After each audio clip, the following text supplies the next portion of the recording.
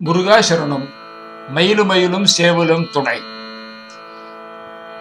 நமது பதிவில் இன்று பார்க்க உள்ள கோலமறை ஒத்த எனும் திருப்புகழ் அகத்துறையிலே நாயக நாயிகி பாவத்தில் முருகனை பிரிந்த தலைவியாக தன்னை கற்பனை செய்து பாடியது. மன்மதன், மலர்கனைகள், சோலை குயில், நெருப்பை வீசும் நிலவு இவை தலைவியின் பிரிவு துயரை கூட்டுவன என்பதை கூறுகிறது. திருநாமநல்லூர் என்று தற்பொழுது வழங்கப்பெறும் திருநாவலூர் தரத்திற்கான திருப்புகழ் சலசிறப்பை இறுதியில் நோக்குவோம். முருகாசரணம்.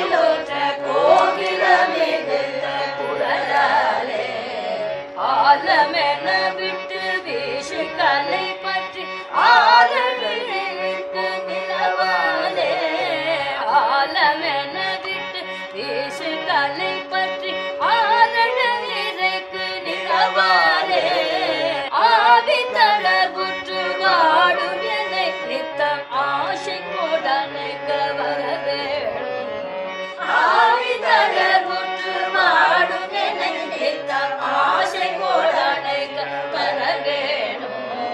நாலு மறை கற்ற நாமுகனுதித்த நாரணனும் வெச்சு மருகோனே, நாலு மறை கற்ற நாமுகனுதித்த நாரணனும் வெச்சு மருகோனே, காவல மதிக்க வேதனை எடுத்து நாதமர விட்ட மகிழ்வீரா, நாவல மதிக்க வேதனை எடுத்து நாதமர விட்ட மகிழ்வீரா, சேலனும் விழுச்சி வேடுவ சிறுகி சீரணி தனத்தில் அனைவோனே, சேலனும் விழுச்சி வேடுவ சிறுகி சீரணி தனத்தில் அனைவோனே, சீதமய சுற்று நாவத்தனிலோட தேவ சிறை விட்ட பெருமாளே, சீதமய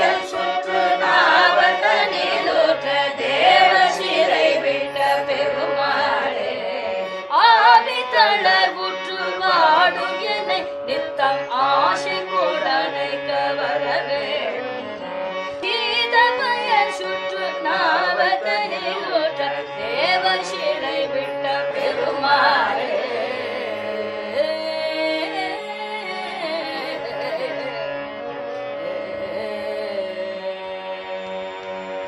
கோல மறைவொத்த மாலைதனில் உற்ற கோர மதன் விட்ட கணையாலே, அழகிய மறை உருக்கறந்த மறைந்த வேஷத்துடன் மாலை பொழுதிலே வந்து சேர்ந்துள்ளவனும் கோரம் கொடுமை வாய்ந்தவனுமான மன்மதன் செலுத்தியுள்ள புஷ்ப பானங்களாலும், கோதில தருக்கள் மேவு பொழிலுற்ற கோகில மிகுத்த குரலாலே, கோதில தருக்கள் கோது இல தருக்கள் குற்றம் பயன் இன்மை இல்லாத நல்ல செழிப்பான மரங்கள் பொருந்திய சோலையில் உள்ள குயிலின் பலமான குரலாலும், ஆலமென விட்டு வீசு கலை பற்றி ஆரழல் இறைக்கும் நிலவாலே, விஷஜ்வாலைகளை எரிந்து வீசும் ஒளி மூலமாக நிறைந்து நெருப்பை பரப்பி இறைக்கின்ற நிலவாலும், ஆவி தளர்வுற்று வாடும் என நித்தம் ஆசை கொடு அணைக்க வரவேணும், ஆவியானது தளர்ச்சி அடைந்து வாடுகின்ற என்னை தினந்தோறும் ஆசையுடனே அணைக்க வரவேணும், நாலு மறை கற்ற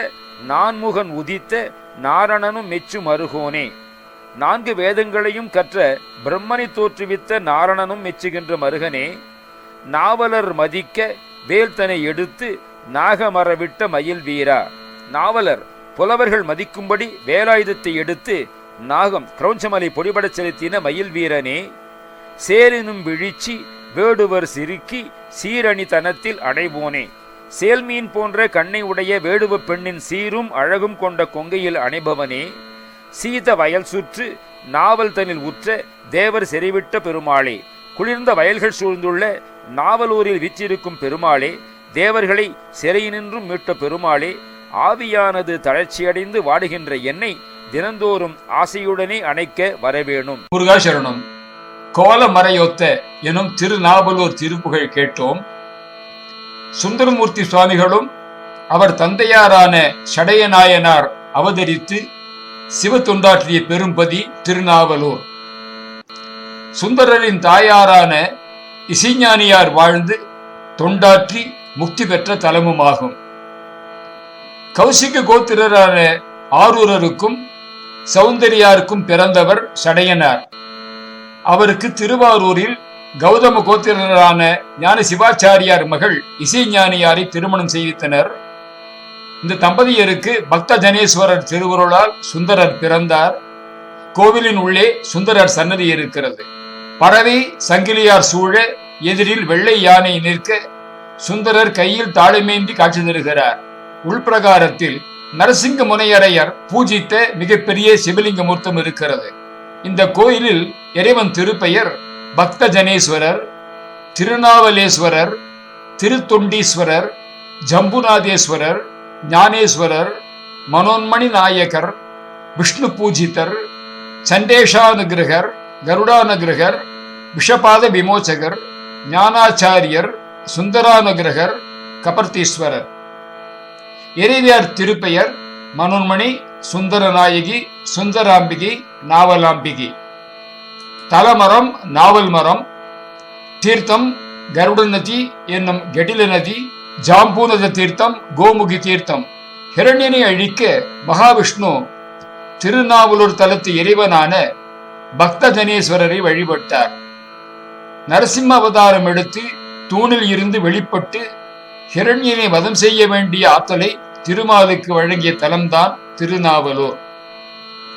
சுக்கிர பகவான் இத்தலத்தில் இறைவனை வணங்கி பூஜித்து வக்ரதோஷம் நிவர்த்தி பெற்றார்.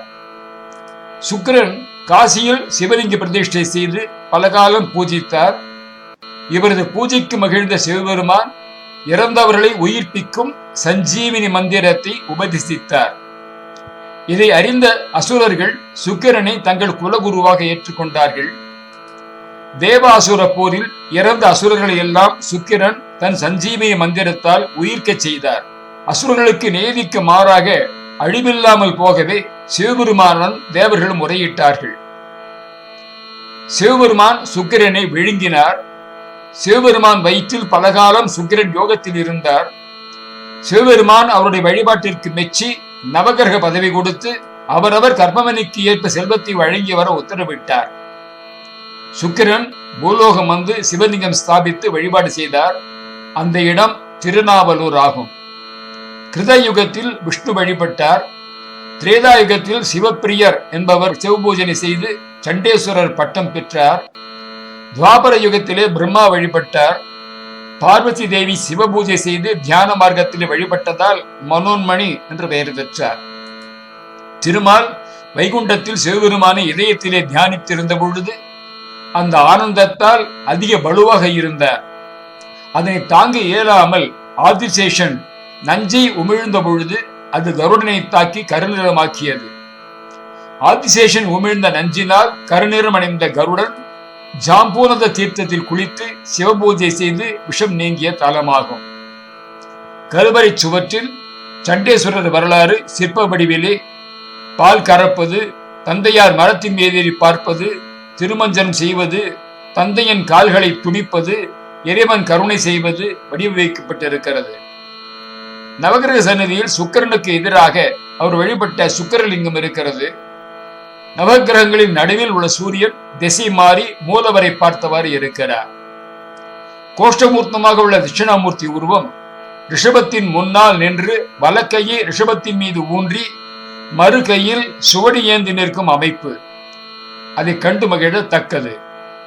சுந்தரர் மடாலயம் அழகான முன்மண்டபம். சுந்தரர் கையில் சென்றுடன் அழகாக காட்சி தருகிறார்.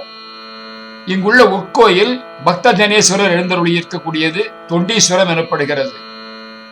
இது முதல் பராந்தகனின் முதல் மகன் ராஜாதித்தனால் கட்டுவிக்க பெற்றது என்பது கல்வெட்டு செய்தி.